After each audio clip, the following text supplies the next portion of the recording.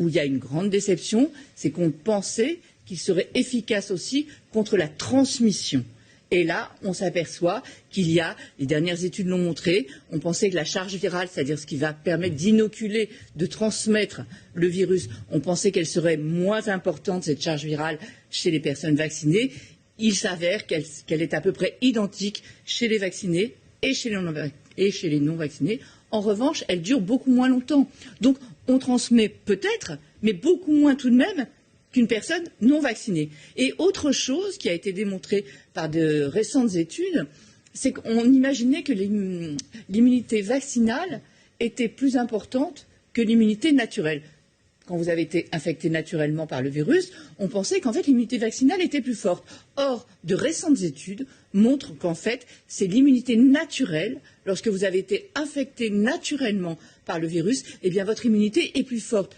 Ce qui paraît assez logique, parce que lorsqu'on est immunisé naturellement par le virus, on met en marche toutes nos immunités, et notamment l'immunité muqueuse. Vous savez, la muqueuse nasale, le virus pénètre par là. Et on a une immunité de cette muqueuse nasale. Or, dans le vaccin, on n'a pas cette immunité de la muqueuse nasale. Et c'est ce qui fait d'ailleurs peut-être que la transmission reste un petit peu reste présente même quand on est vacciné. En fait, et je ne sais pas si vous vous souvenez, on avait même évoqué d'associer deux vaccins.